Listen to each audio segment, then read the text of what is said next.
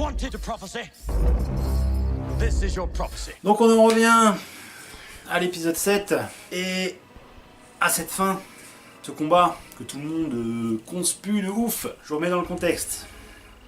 On a une nana qui est potentiellement l'élu de la force, qu'on voit que depuis une vingtaine d'années, bon, allez, une quinzaine d'années, elle vit toute seule sur une putain de planète désertique, elle survit comme elle peut, elle est obligée de se battre tous les jours pour sa survie, et elle a une putain d'affinité avec la force de ouf, c'est ce qui lui permet justement d'être aussi bonne dans tout ce qu'elle fait. Parce que oui, hein, on peut dire Deus Ex Machina pour la force, mais c'est vraiment ça. Hein. De toute façon, dans Star Wars, ça a toujours été ça. Et donc, on a cette élue, on va dire. Moi, je m'excuse, mais voilà, pour moi, c'est le cas. Donc, je le prends comme ça. Si ça vous débecte, et ben, coupez la vidéo. Sinon, continuez et écoutez ce que j'ai à dire. Ça peut être intéressant. Face à un autre potentiel élu aussi, parce que techniquement, moi, je les place plutôt sur un pied d'égalité. Hein, c'est un peu le yin et le yang, la lumière contre les ténèbres. Sauf que lui, qui a une formation plus poussée, il s'est pris quand même.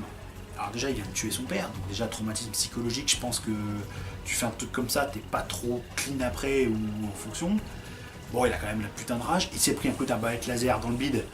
L'arbalète laser, c'est pareil, c'est un truc qu'on nous build up 3-4 fois dans le film, à la puissance qu'elle a. Lui, il se la prend. Putain, il bouge pas parce que, ben, peut-être par réflexe avec la force, il a alors moi, c'est l'explication que je m'en fais. Hein. Après, ouais, peut-être la distance. Je veux dire, quand il se prend un truc, et ben, déjà le mec, il est capable d'arrêter les lasers avec la force. Il n'est pas concentré, donc il a juste eu le temps peut-être de réduire l'impact ou quoi. Mais bon, quand il se prend l'impact, bah, qu'est-ce qu'il fait? Juste, il tombe à genoux. Il fait pas un bond de 4 mètres en arrière. Donc tu sens qu'il a déjà amorti le truc, donc il a déjà un peu dépensé de son énergie, tout ça. Mais il s'est quand même pris un putain de coup d'arbalète laser dans le bide. Et il arrive, il est brisé psychologiquement, il est brisé physiquement. Il en est à taper dans sa blessure pour se foutre encore plus la rage, pour faire monter la haine et le côté obscur, parce que quelque part ça vient toujours pas. Il fait un mini combat, alors en plus on voit, il se démerde pas trop mal, sans être incroyable, parce que Finn qui a pas la force, qui a jamais tenu un tape laser de sa vie, qui s'est fait éclater 5 minutes avant par un mec avec un tonfa électrique, là il arrive un petit peu à tenir la cadence vite fait, 3-4 coups, Finn se fait éclater de manière très propre. Ça j'ai beaucoup aimé. Forcément quand il tombe face à quelqu'un qui est un peu plus câblé au niveau de la force et qui sait se battre, sauf Kylo, ben déjà, avec dans l'état où il est, ben forcément, ça va le mettre sur un pied d'égalité. Et si Rey prend le dessus à la fin, elle ne le gagne pas. Ça finit quand même sur un putain de match.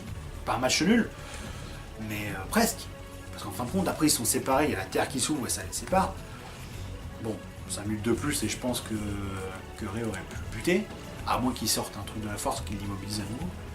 Surtout que Kylo ne veut pas la tuer, la capturer ou la faire passer avec elle, l'emmener avec elle. Pareil, on n'est pas non plus dans le même contexte qu'un combat Anakin Obi-Wan à la fin de la revanche des Sith.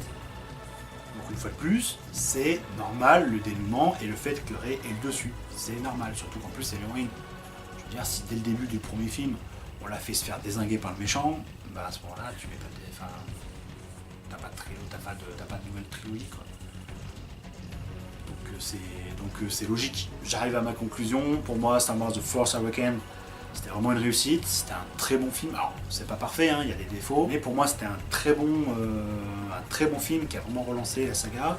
C'est l'un de mes Star Wars préférés. Si vous voulez mon classement vite fait, je pense que le premier, ce serait peut-être le Retour du Jedi, que j'ai toujours kiffé pour le combat de fin avec Luke et puis son sabre vert. Alors, quand on est gamin, il ne faut pas grand-chose. Sabre laser vert, c'est bon, moi j'étais refait. Après, je pense que vraiment, d'un point de vue qualitatif, il y a l'Empire contre-attaque que je mets en deuxième parce que ça a toujours été mon préféré à ce niveau-là. Après, forcément, je classe Rogue One qui est ouf. Et je pense que je mets l'épisode 7 ensuite. Ensuite, j'ai le 4 et 1, 2, 3.